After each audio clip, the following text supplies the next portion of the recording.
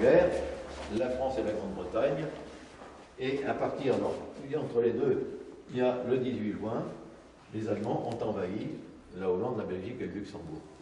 Pourquoi seulement ce mois de mai 1940, alors que la guerre, alors que la Pologne avait été envahie déjà en septembre 1939, eh bien parce que la France n'a pas pu,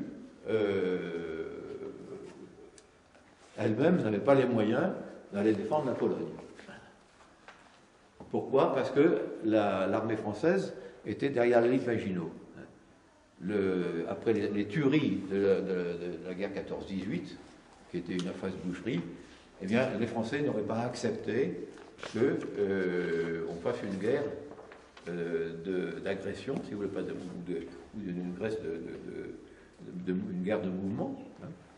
Et ce qu'il fallait, donc, on avait fait la ligne Maginot en espérant que ça arrêterait, ça dissuaderait en tout cas toute invasion de la France. En fait, Hitler a attaqué, vous voyez la carte là de comment se présente l'Allemagne, la Hollande, la Belgique. Il a attaqué par le sud de la Belgique, pas par les Ardennes belges, alors qu'on pensait qu'il attaquerait par ici. Et comme on n'avait pas la ligne Maginot jusqu'en haut, toutes les meilleures de nos troupes se trouvaient sur les frontières, le long de la frontière belge, là, vous voyez. Alors ce qui s'est passé, c'est que lorsque la Hollande et la Belgique ont été attaquées, nous, justement, pour les protéger, nous avons fait rentrer nos troupes de ce côté, et les Allemands nous ont attaqués par le sud, c'est-à-dire par les Ardennes belges. Et à ce moment-là, évidemment, lorsqu'une armée qui a préparé un plan de campagne vraiment très détaillé, il paraît qu'on était très préparé pour ça, et bien malheureusement, étant donné que la tactique adversaire a été contraire à ce qu'on avait pensé, eh bien, nos armées étaient tournées. Lorsqu'une armée est tournée, par le sud en particulier, toutes nos meilleures troupes étaient coupées de là, et évidemment, ils n'ont jamais pu se rétablir. Ils ont passé leur temps à courir dans un sens ou dans l'autre.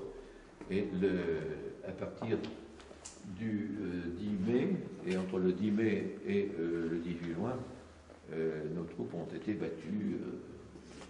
Alors il y a eu un exode épouvantable. À ce moment-là, il y avait des centaines de milliers de Français qui évacuaient les territoires occupés.